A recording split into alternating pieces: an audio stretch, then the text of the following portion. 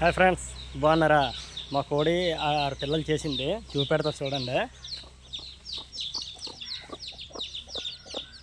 ఒకటి 6 పిల్లలు చేసింది ఇదేనండి. కోడి ఏం చేసిందంటే పిల్లలే చేసింది, పుల్లు కోడి పిల్ల పెట్టేసి దానికి ఏం చేశానంటే నేను సీతాఫలం ఆకులు వేసాను. మాకు సీతాఫలం చెట్టు ఉంది.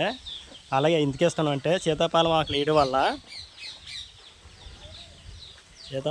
ఈ ఆకులు వేయడం వల్ల కోడిపిల్లలు అయితే పెట్టవు, చాలా బాగుంటాయి. కోళ్ళకి బేగా ఇది అవ్వవు, కోడిపిల్లలు అయితే రావు.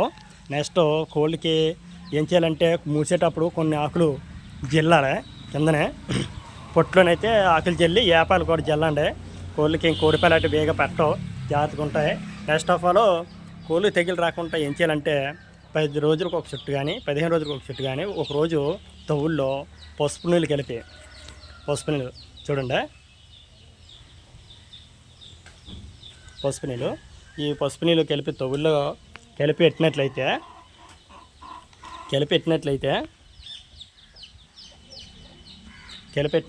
అవి కోళ్ళకి తెగిలి రావు. ఎందుకంటే 10 రోజులకు ఒక చుట్టూ ఒకటి, ఓ 10 రోజులకు ఒకసారి ఒక చుట్టూ పసుపు నీళ్ళు.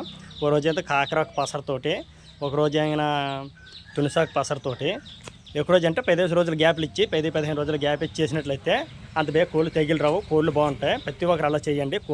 కోళ్ళు మేపిన వాళ్ళు, ఇంట్రెస్ట్ ఉన్న వాళ్ళు ఉంటారు కదా, వాళ్ళు ఎక్కువ కోళ్ళు మేపి తెగిళ్ళు వచ్చేస్తాయి. అలాంటి నష్టపోతారు. అలా నష్టపోకుండా ఇలా 15 రోజులు 15 రోజులు ఈ 3 కానీ చేసినట్లయితే తెగిళ్ళు బేగా రావు, కోళ్ళు బాగుంటాయి. Okay friends, bye.